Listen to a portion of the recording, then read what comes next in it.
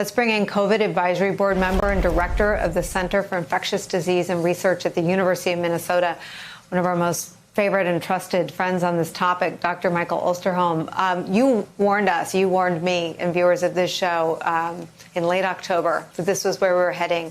And I wonder what we can do right now, if anything, to change the course we're on. Or is it a certainty that every day for the next 60 to 90 days, we'll lose upwards of 3,000 Americans?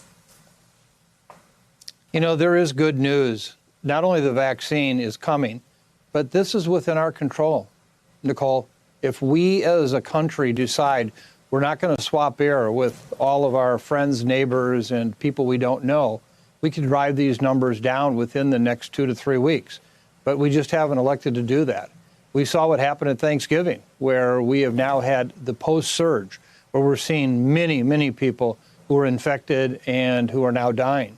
And I fear, based on what we're seeing with estimates of who's going to be traveling for Christmas and people getting together, that we're going to see the same thing all over again, except now it'll be a surge upon a surge. So it's up to us. What do we want to do? What do we have the capacity to do in terms of hospitals? I mean, if they're maxed out now, I think a lot of hospitals are between 90 to 100% capacity across the country, not in one region like it was in the spring in New York. But what happens to us if we don't make those better choices?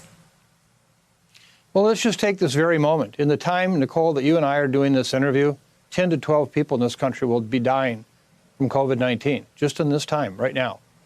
And you're right, the hospitals basically are no longer capable of handling these cases in many locations. And that's not just about COVID-19.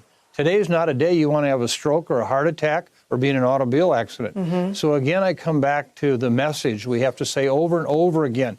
Hold on, the vaccines are coming. We do have light at the end of the tunnel. What we have to do is avoid a train derailment, or for that matter, a train wreck, before we get to the end of the tunnel.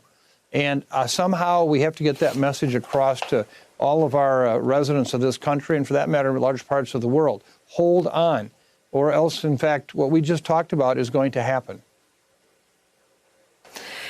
You know, one of the things that has confounded me, and I've spent a lot of time talking about it, is that we had in Donald Trump someone who admitted to Bob Woodward that he intentionally misled the public about the lethality of the virus because, well, for a variety of reasons, because he did.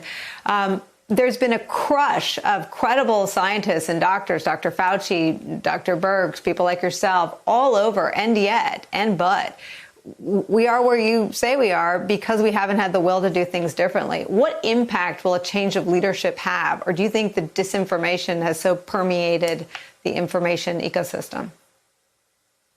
Well, we have a challenge in terms of that. I have to acknowledge it's become so politicized. I do have every hope that the incoming administration will use science as its currency for making decisions. That doesn't mean that the public itself will change how it's looking at this view.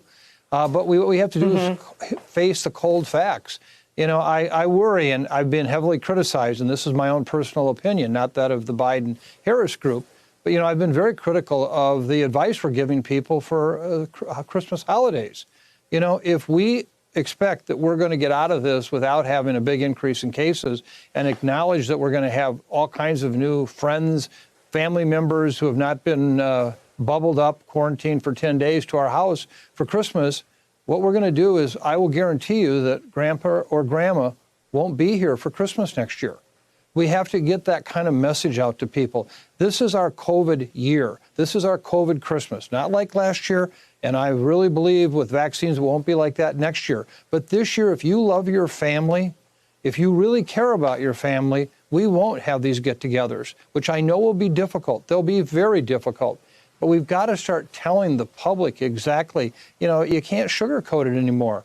It's all about human life. Yeah.